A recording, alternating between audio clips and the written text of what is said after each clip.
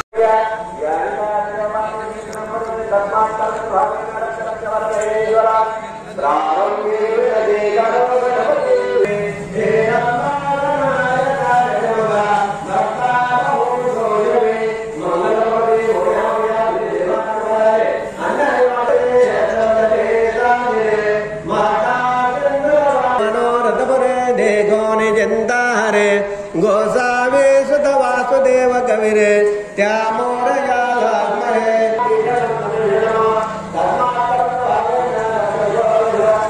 पूजा करताना काही चूक भूल झालेले असेल त्याच्यामुळे मला क्षमा करा म्हणून परिसरातील जे मदत करतात भंडाऱ्यासाठी ते आजपर्यंत तो तागाज आहे आणि हा मंदिराचा जो खास जो आहे नवसाचा गणपती पावणारा गणपती आहे आणि जे आपण वर्षातून जो भंडारा करतो त्याला गावातून पूर्ण साथ देतात आणि हा दरवर्षी हा कार्यक्रम चालूच असतो आणि यावर्षी 14 वर्ष आहे आणि याच्या पुढेही होणार सुरू राहील। सर्व भाई भक्ती या सरळ धारेने मदत करतात। राहणार पिंपळमध्ये आमचं एक जुनं मंदिर होतं। जुन्या मंदिरामध्ये जे आमची देवताची मूर्ती होती ती थोडी जुनी झाल्यामुळे ती थोडी खराब झाली होती, त्यामुळे त्याला आम्ही व्यवस्थित करून नवचं जुनं केलं आणि त्याची प्राण स्थापना आम्ही केली। प्राणप्रस्थान करताना गावाच्या लोकांनी आम्हाला मदत केली व आजूबाजूच्या लोकांनी पण मदत केली. सर्व जण मिळून आम्ही त्याचे एक छोटं मंदिर बांधलं आणि त्याची सेवा आता आम्ही करणार आहे. आपल्या हातात चॅनल शेअर करा, लाईक करा, Shabdganga news point channel subscribe करा. आपली बातमी